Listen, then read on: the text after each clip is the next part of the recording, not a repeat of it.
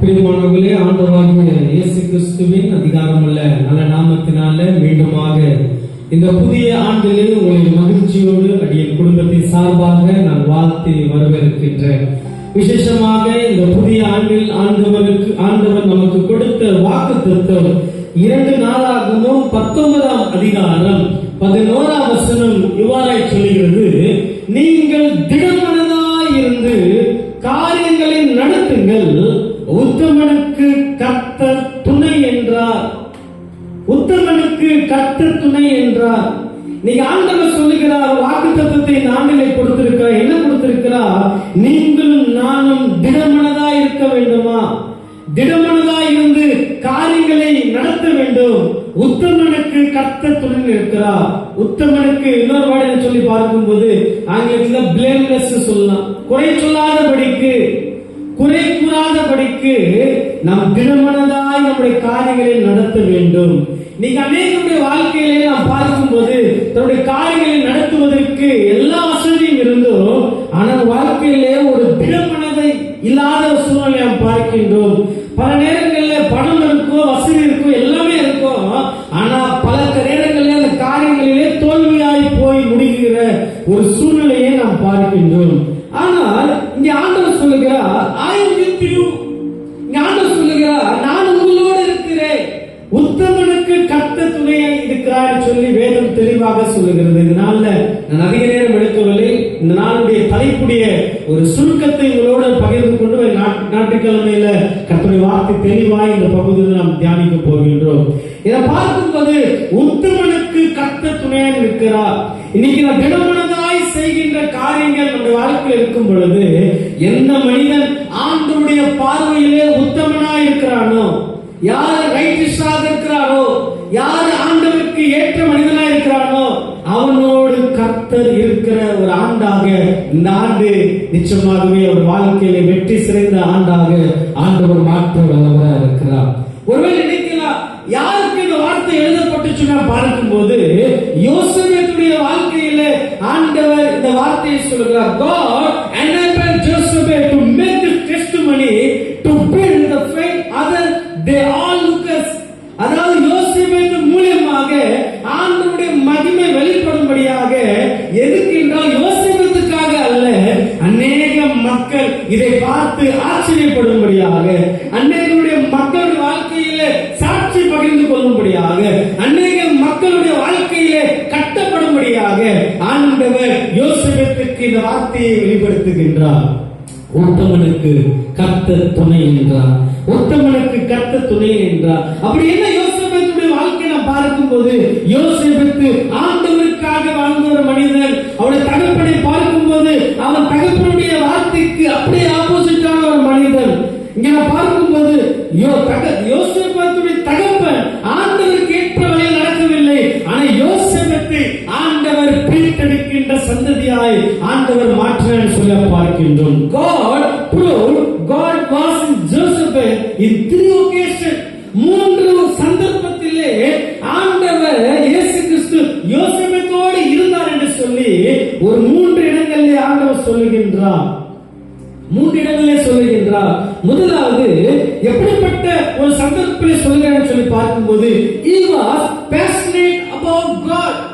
யோசேப்பு எப்படிப்பட்ட மனிதன் என சொல்லி பார்க்கும்போது, அவன் மனிதர்களை மகிமைப்படுத்துகிற மனிதனாய் இல்லாதபடிக்கு கடவுளை மகிமைப்படுத்தின ஒரு மனிதனாய் இருந்தான். யோசேப்பு ஒரு பெரிய ராஜா. அவன் பக்கத்தில் இருக்கிற பல அமலேக்கியர், பலவிதமான குட்டி குட்டியான ஒரு தேச மக்கள் கூட்டம் இருந்துச்சு. பல பேர் யுத்தத்துக்கு ஆயத்தமா இருக்கிறாங்க. ஆனா யோசேப்பு ஆண்டவரோடு இருந்தான். யோசேப்பு ஆண்டவரை விட்டு பிரியாத ஒரு மனிதனாய் காணப்பட்டான். He was a passionate about God. ஆண்டவருடைய ஒரு பேஷனேட்டாக அவன் காணப்பட்டான். ஆண்டவருடைய செயலாகவே, அவருடைய செயலின் பிரகாரமாகவே அவன் வாழ்க்கை காணப்பட்டது. அவன் வாழ்க்கையை பார்க்கும்போது ஆண்டவர் எதிர்பார்க்கிற வாழ்க்கை, அதாவது உலகத்தின் காரியத்தை அவன் பின்பற்ற மாட்டேன் என்று சொல்லி இந்த 17ஆம் அதிகாரம் இந்த யோசேப்புடைய கதையை நீங்க படிக்கணும்னா கிட்டத்தட்ட 16, 17, 18, 19, 20, 5 அதிகாரத்தை நீங்க முழுவதையா படிச்சீங்கன்னா மாத்திரமே இது முழு கதையும் உங்களுக்கு புரியும். காரணம், அவன் உலகத்தின் காரியத்தை விட்டு அவன் பின்வாங்கி யோசேப்பு ஆண்டவரை பின்னாக சென்றான். The best priest call to send to preach the gospel. ஒரு மிகப்பெரிய ஆண்டவருடைய போதகத்தை எடுத்துக்கொண்டு இந்த யோசேப்பு சென்றார் என்று நாம் பார்க்கின்றோம். God established the kingdom under his control, under his hand. ஆண்டவர் அவருடைய மிகப்பெரிய ஒரு ராஜ்யபாரத்தை எப்படி கட்டினார் என்றால் இந்த யோசேப்பு மூலமாக கட்டினார். யோசேப்புடைய கரத்திலே ஆண்டவர் கொடுத்தார். இஸ்ரவேல் ஜனங்களுடைய ஆளும்படியாக யோசேப்புடைய கரத்திலே ஆண்டவர் கொடுத்தார். கிறிஸ்துவ பிரியமானவர்களே, அப்போதான் ஆண்டவருடைய வார்த்தை யோசேப்புக்கு வெளிப்படுத்துகிறது. என்னது? திடமனதா இருந்து காரியத்தை நடத்துங்கள், ஒருத்தவனுக்கு கர்த்தர் துணையாக இருக்கிறார். நீ திடமனதா இருந்து காரியத்தை நடத்துங்கள். அப்போ 3 சந்தர்ப்பத்திலே ஆண்டவர் யோசேப்போடு இருக்கிறார் என்று சொல்லி அவர் ப்ரூஃப் பண்றாரு. எப்படி பண்றார்? முதலாவது, he was passionate about God. இரண்டாவது, God was his helper. ஆண்டவர் எனக்கு துணை இருப்பார், எல்லா சூழ்நிலையிலும் ஆண்டவர் என்னோடு இருப்பார் என்று சொல்லி அவனுக்குள்ளே ஒரு நம்பிக்கை காணப்பட்டது. இந்த புதிய ஆண்டுல பிரவேசிக்கிற நீங்கள் நானும் இன்னைக்கு ஆண்டவரை பேஷனேட்டாக நான் எடுத்துக்கொண்டு அவர் செயலிலே ஆண்டவரை போல கிறிஸ்துவை போல நான் பிரதிபலிக்க வேண்டும்.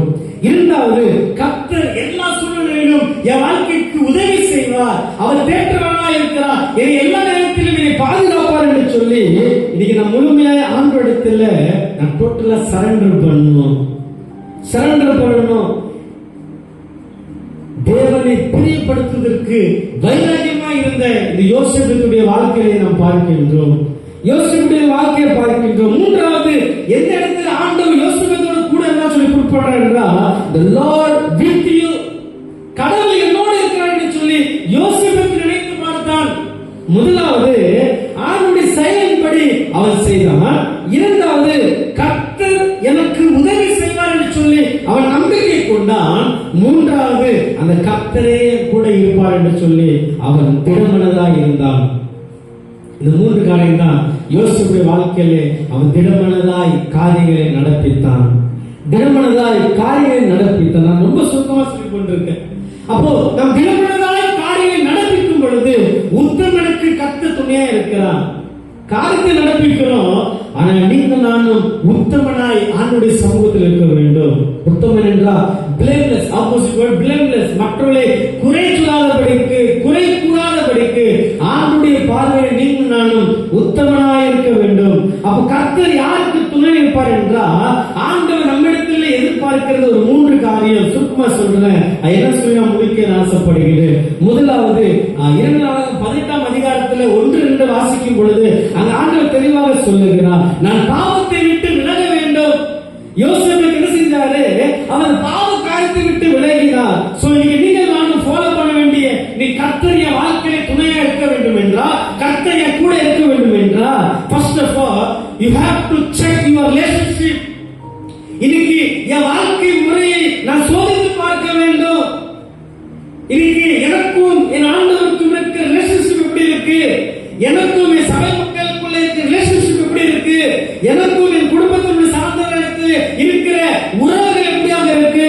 எனக்கும் சமுதாயத்தில் வாழ்கின்ற மக்களுடன் இருக்கிற உறவுகள் எப்படியா இருக்கு? இன்னைக்கு நீங்கள் நானும் சோதித்து பார்க்க வேண்டும். அப்போ ஆண்டவர் எதிர்பார்க்கிற கர்த்தர் என் கூட இருக்கணும்னா, 2025ஆம் ஆண்டு முழுவதும் என் கூட இருக்கணும். நம்ம நினைக்கிறோம், எனக்கு கணவன் இருக்கிற போதும், என் பிள்ளைங்க இருக்கிறாங்க எனக்கு போதும், என்னுடைய உறவுகள் இருக்கிறாங்க போதும் சொல்லி. அது அல்ல. இவங்க எல்லாம் ஒரு நாள் மாறி போய்விடுவார்கள். There are temporary life. இதெல்லாம் ஒரு டெம்பரரியான ஒரு லைஃப். ஆனால் நிரந்தரமான ஒருவர் தான். அவர்தான் எந்த சூழ்நிலை எப்படிப்பட்ட நிலைமையில் இருந்தாலும் என்னை ஏற்றுக்கொள்கிற ஒரு கர்த்தர் மாத்திரமே. அப்போ அந்த ரிலேஷன்ஷிப்ல நீங்க நானும் சரியாக இருக்க வேண்டும். இன்னைக்கு ஒருவேளை அப்படிப்பட்ட ஆண்டவருக்கு எதிர்பார்க்க ரிலேஷன்ஷிப் எனக்கு இல்லை என்றால், இன்னைக்கு கர்த்தர் என் கூட இல்லைன்னு அர்த்தம். கர்த்தர் என் கூட இருக்கார் என்றால் என் ரிலேஷன்ஷிப் கரெக்டா இருக்கணும், என் வாழ்க்கை முறைகள் கரெக்டாக இருக்க வேண்டும். 2025ஆம் ஆண்டுல இந்த துவக்கத்திலே ஆண்டவர் நம்ம இடத்துல எதிர்பார்க்க காரியம். இன்னைக்கு எவ்வளவு ஆயிரக்கணக்கான செய்திகள் கேட்டாலும், எவ்வளவுதான் ஆண்டவருக்கு பொட்டி கொடுத்தாலும், எவ்வளவுதான் கண்ணீரோடு ஆண்டவருடைய சமூகத்தில் ஜெபித்தாலும், எவ்வளவுதான் ஆண்டவருடைய சமூகத்தில் எவ்வளவு கடந்து வந்தாலும் என் வாழ்க்கை முறை சரியா இல்லை என்றால் இன்னைக்கு இதெல்லாம் வேஸ்ட். வேதம் சொல்வது பரிசுத்தம் இல்லாமல் ஒருவரும் கர்த்தரை தரிசிக்க முடியாது. No one. அப்போ எனக்குள்ள பரிசுத்தம் காணப்பட வேண்டும். நான் எப்பொழுது ஆறுதல சொல்ற ஒரு வார்த்தை, இன்னைக்கு எப்படி நாம சபைக்குள்ள வரும்போது எப்படி செருப்பை வெளியில கழட்டி வச்சுட்டு வரோமோ, அதே போல என் படிப்பு, என் அந்தஸ்து, என் ஆஸ்தி, என் சொத்து, என் பெருமை, என்னுடைய எல்லாவற்றையும் செருப்பை கழட்டிக்கிறது போல கழட்டி வச்சுட்டு ஆண்டவர் சமூகத்துல வரும்போது நீங்கள் நானும் மனத்தாழ்மையோடு லைக் எ டெப்டர், நானுடைய சமூகத்தில் வரும்பொழுது கடனாளியை போல, நானுடைய சமூகத்தில் வரும்பொழுது தாழ்த்தின ஒரு மனிதனை போல, ஒன்றுமே இல்லாத போல இன்னைக்கு நான் கடந்து வர வேண்டும். அது ஆண்டு எதிர்பார்க்கிறான். சோ இங்க நான் பார்க்கும்போது யோசேப்புடைய வாழ்க்கையில பார்த்த முதல் காரியம் அவர் ரிலேஷன்ஷிப் கரெக்டா இருந்துச்சு. ஆண்டவரோட வைத்துக்கு ரிலேஷன்ஷிப் கரெக்டா இருந்துச்சு. நல்லா பாருங்க, ஆண்டவர் இஸ்ரவேலை அழிக்கும்படியாக அங்குள்ள எல்லாம் சின்ன சின்ன அந்த கண்ட்ரி எல்லாம் சேர்ந்து இவரிடத்துல கேட்கிறாங்க. ஆனா என்ன செய்யறான்? மறுக்கிறான். பாவ காரியத்தை விட்டு அவன் விலகி ஓடுகிறதை நாம் பார்க்கின்றோம். அப்போ செக் ரிலேஷன்ஷிப், என்னுடைய உறவு முறைகளை நான் சீர்படுத்திக் கொள்ள வேண்டும். இரண்டாவது காரியம், அதே 2 அதிகாரத்துல 6ஆம் வசனத்தை வாசித்து பார்க்கும்போது the second requirement of God என்னன்னு சொல்லி பார்க்கும்போது the true voice of spirit of God, ஆண்டவருடைய சத்தத்தை கேட்பதற்கு நான் செவி கொடுக்க வேண்டும். முதலாவது என் வாழ்க்கை முறையை நான் சீர்படுத்திக் கொள்ள வேண்டும். இரண்டாவது ஆண்டவருடைய சத்தத்திற்கு என் செவியை சாய்க்க வேண்டும். யோசேப்பு தெளிவாய் இருந்தான். ஆண்டவருடைய சத்தம் என் வாழ்க்கையில வரும் என்று சொல்லி அவன் காத்துக் கொண்டிருந்தான். The true voice of God. இன்னைக்கு என்னென்னவோ சத்தம் காதல கேட்குது, ஆனா ஆண்டவருடைய வார்த்தை சொல்லுகிறது. ஆங்கிலத்தில் வார்த்தை பார்க்கும்போது the true voice of God, ஆண்டவருடைய உண்மையான சத்தத்தை நீங்கள் நானும் கேட்க வேண்டும். அதேதான் வார வாரம் ஆண்டவருடைய சமூகத்தில் கேட்கிறோம். ஆனா சத்தத்தையே நம்ம கேட்காதது போல நீங்க வாழ்க்கை காணப்படுகின்றது. ஆண்டவருடைய சத்தத்தை கேட்கிறனாய் கிறிஸ்துவாக 2025ஆம் ஆண்டில் நீங்கள் நானும் பிரதிபலிக்க வேண்டும். அல்லேலூயா. 2025ஆம் ஆண்டில் ஆண்டவருடைய சத்தத்தை கேட்கிற விசுவாசியாக நீங்கள் நானும் காணப்பட வேண்டும். கர்த்தருடைய வாழ்க்கையில சொல்லுகிற சத்தத்தை நான் கேட்க வேண்டும். ஆண்டவருடைய சத்தத்தை கேட்கிற விசுவாசியாக நீங்கள் நானும் மாற வேண்டும். மூன்றாவதாக பார்க்கும்போது அது 2 20ஆம் அதிகாரத்தில் வாசித்து பார்க்கும்போது அங்கே 4ஆம் வசனம் சொல்லுகிறது the third requirement of God என்னன்னு சொல்லி பார்க்கும்போது அங்கே எல்லாரும் ஒன்று கூடினார்கள். எல்லாரும் ஒன்று கூடி உபவாசித்தார்கள். they are group fasting. அப்போ இன்னைக்கு ஆண்டவரிடத்திலே நீங்கள் நான் சகாய தேட வேண்டும் என்றால் உபவாசத்திலே தேற்றனாய் காணப்பட வேண்டும். எத்தனை பேர் சொல்ல முடியும் 2024ஆம் ஆண்டுல உபவாசமா இருந்ததுன்னு சொல்லி? சற்று கேள்விக்குறியாக காணப்படுகின்றது. அப்போ 2025ஆம் ஆண்டுல நான் எல்லாவற்றுக்கும் நான் உபவாசத்தோடு ஆண்டவருடைய சமூகத்தில் வர வேண்டும். உபவாசத்தோடு சமூகத்தில் ஆண்டவருடைய சமூகத்தில் வர வேண்டும். அப்போ என் வாழ்க்கை முறையை நான் சோதித்து பார்க்கும்போது உண்மையான ஆண்டவருடைய சத்தத்தை கேட்கும் போது ஒரு ஐக்கியமாய் சபைக்குள்ளே நான் வாழும் பொழுது கர்த்தர் உத்தமனுக்கு துணையாய் இருக்கின்றார். கர்த்தர் என் வாழ்க்கைக்கு துணையாக இருக்கிறார். நான் எப்படிப்பட்ட சூழ்நிலை இருந்தாலும் அவர் எனக்கு துணையாக இருப்பார். நான் எந்த இடத்துல நின்றிருந்தாலும் ஆண்டவர் எனக்கு துணையாக இருப்பார். அல்லேலூயா, அல்லேலூயா. அப்போ மூன்றாவது ஆண்டவர் சொல்கிற காரியம், நான் உபவாசித்து நான் ஒன்று கூட வேண்டும். எனக்குள்ள ஒற்றுமை காணப்பட வேண்டும். எனக்குள்ளே ஒருமனத்தை காணப்பட வேண்டும் என்று சொல்லி ஆண்டவர் இந்த நாளிலே நம்மோடு தெளிவாக பேசுகிறதை நாம் பார்க்கின்றோம்.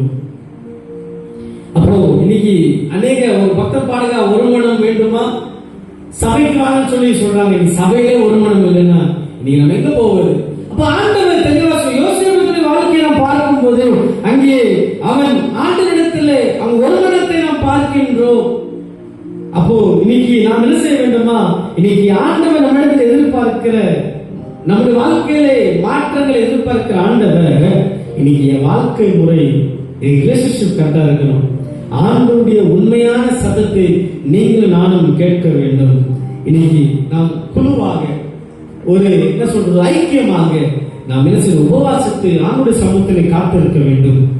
நாம் திடமனதாய் காரியங்களை நடத்தும் பொழுது உத்தமனுக்கு கர்த்தர் துணையாக இருக்கிறார். அல்லேலூயா. உத்தமனுக்கு கர்த்தர் நிச்சயமாகவே அவர் துணை இருக்கிற தேவனாக இருக்கிறார். வேதத்தில் பார்க்கும்போது யோபை பார்க்கிறோம். வேதம் சொல்லுது, யோபு 1ஆம் அதிகாரம் 1ஆம் வசனம் சொல்லுது, யோபு உத்தமனும் சன்மார்க்கனும் தேவனுக்கு பயந்து பொல்லாப்புக்கு விலகுகிற ஒரு மனிதனா இருந்தான். வேதம் சொல்லுது, அவனை போல ஒரு உத்தமனும் யாரும் இல்லை. அப்படிப்பட்ட யோபுடைய வாழ்க்கையில பிரச்சனை வந்துச்சு, போராட்டம் வந்துச்சு, கஷ்டம் வந்துச்சு. ஆனா வேதத்தை பார்க்கும்போது என்ன நடக்குது என்றால், யோபு எல்லாவற்றையும் ஆண்டவருடைய சமூகத்தில் ஒப்புக் கொடுத்தான். நீ சரி யோசித்து பாருங்க, நீங்க நம்ம கூட அதிகமா ஜெபிக்கும் போது, அதிகமா ஆண்டவரிடத்தில் சேரும் பொழுது, நீங்க வாழ்க்கையில போராட்டம் உண்டு, என் வாழ்க்கையில பிரச்சனை உண்டு, என் வாழ்க்கையில கஷ்டங்கள் வரும். நான் நினைப்போம், ஏன் ஆண்டவர் நல்லதானே கொடுக்கிற, ஏன் ஆண்டவருடைய சமூகத்தில் நல்லதானே போற, சபையில எல்லாருக்கும் முன்மாதிரியா இருக்கேன், பின்ன ஏன் என் வாழ்க்கையில பிரச்சனை? இது அங்கதான் போராட்டங்கள் உண்டு. ஆனால் அந்த போராட்டம் நம்மை அழிப்பதற்காக அல்ல, நம்முடைய இருக்கிற வாழ்க்கையை மேம்படுத்துவதற்காக, நம்முடைய இருக்கிற வாழ்க்கையை ஆச்சரியமாய் பார்க்கும்படியாக ஆண்டவர் அதிசயங்களாய் நடத்த அவர் வல்லவராக இருக்கிறார். யோபுடைய வாழ்க்கையில் அப்படிதான் நடந்துச்சு. ஏன் யோபுடைய க்ளோஸ் ஃப்ரெண்ட் சொல்றாங்க, ஏன் என்ன இருக்க, உனக்கு என்ன, நீ படைத்த கடவுள் என்ன காப்பாற்ற போறாரு, வாழ்க்கையை முடிஞ்சிருச்சு சொல்றாங்க. ஏன் யோபுடைய மனைவி சொல்றாங்க, ஏன் உத்தமத்தில் உறுதியா இருக்க, உன்னை படைத்த தேவனை தூஷித்து ஜீவனை விடு, இனி நீ வாழ்க்கை உடனே ஆக போறது இல்லைன்னு சொல்லி யோபுடைய மனைவி சொல்றாங்க. ஆனா யோபு சொல்றாரு, அப்ப கூட அவங்க மனைவி ஒரு வார்த்தை சொல்லி திட்டல. என்ன சொல்றாங்கன்னா, பைத்தியக்காரியோ போல பேசுகிறார், தேவனிடத்தில் நன்மையை பெற்று நாம் தீமையை பெறக்கூடாதா என்று சொல்லி யோபுடைய மனைவி தன்னுடைய மனைவி பார்த்து கேட்கிறார். யோபு செய்ததெல்லாம் ஒன்றை விடுத்தான், கர்த்தர் கொடுத்தான், கர்த்தர் எடுத்தார், கர்த்தருடைய நாமத்துக்கே ஸ்தோத்திரம் சொல்லி. ஒருவேளை 2024ஆம் ஆண்டுல அப்படிதான் வாழ்க்கை இருந்திருக்கும். ஒருவேளை இழந்து போன ஆண்டா இருந்திருக்கலாம். ஒருவேளை ஏதோ நான் எல்லாமே தோல்வியாய் இருந்த ஆண்டா இருந்திருக்கலாம். நான் எடுத்த காரியம், நினைத்த காரியம் எல்லாமே தோல்வியாய் போய் முடிந்திருக்கலாம். ஆனா புதிய ஆண்டில ஆண்டவர் சொல்லுகிறார், நீங்க திடமனதாய் சொல்லு போகாம திடமனதாய் காரியங்களை நடத்துங்க. உத்தமனுக்கு கர்த்தர் துணையாக இருக்கிறார். ஒருவேளை வீடு கட்டணும்னு நினைக்கலாம், ஒருவேளை பிசினஸ் தொடங்கணும்னு நினைக்கலாம், இல்ல புதிய வியாபாரமா நினைக்கலாம். எந்த காரியமா இருந்தாலும் திடமனதாய் காரியங்களை துவங்குங்கள். உத்தமனுக்கு கர்த்தர் துணையாக இருக்கிறார். ஆண்டவர் எனக்கு வெளிப்படுத்தின இந்த ஆண்டில் கொடுத்த வாக்குத்தத்தம் உங்களோட பகிர்ந்திருக்கிற திடமனதாய், திடமனதாய், கேள்விக்குறியாக அல்ல, ஏதோ டவுட்ஃபுல்லாக அல்ல, ஏதோ ஒரு யோசனையாக அல்ல, திடமனதாய் ஆண்டவருடைய சமூகத்தில் நீ ஆண்டவர் சமூகத்துல நான் டீல் பண்ணும் பொழுது ஆண்டவர் நிச்சயமாகவே God with you, ஆண்டவர் என்னோடு இருக்கிறார், நம்மோடு இருப்பார். அவர் நம்மை நடத்துகிற தேவனாக இருக்க. எப்பொழுது தெரியுமா, ஆண்டவருடைய பார்வையில எப்பொழுது உத்தமனாய் நீ காணப்படுறீங்களோ, எப்பொழுது என் வாழ்க்கை முறை சரியாக இருக்குதோ, எப்பொழுது ஆண்டவருடைய சத்தத்தை உண்மையாக கேட்கிறீங்களோ, எப்பொழுது உங்களுக்குள்ள ஒற்றுமை காணப்படுதோ, கர்த்தர் உங்களோடு இருப்பார். கர்த்தர் நம்மோடு இருந்து நம்முடைய காரியங்களை வழிநடத்த ஆயத்தமா இருக்கிறார். நிச்சயமாகவே இந்த ஆண்டிலே இந்த வாக்குத்தத்தம் நம்முடைய வாழ்க்கையில் நிறைவேறட்டும் என்று சொல்லி நான் மனதார வாழ்த்துகிறேன், ஆசீர்வதிக்கிறேன். நிச்சயமாக இந்த வாக்குத்தத்தை ஏதோ இடியோட மறந்து விடாதபடிக்கு ஒவ்வொரு நாளும் அந்த வேதத்தை நீ நோட் பண்ணி அதை ஒவ்வொரு நாளும் சொன்னீங்க. ஆண்டவரே, இந்த தினமான காரியத்தை நடத்தணும், உத்தமன் கர்த்தர் துணையாக சொன்னீங்க, என் காரியத்தை துணையாக சொல்லி ஆண்டவருடைய சமூகத்தில் ஒவ்வொரு நாளும் ஜெபிங்க. நிச்சயமாகவே இந்த வார்த்தை கொண்டு நம்மை நம்முடைய குடும்பத்தையும் கர்த்தர் ஆசீர்வதிப்பாராக. ஆமென், ஆமென்.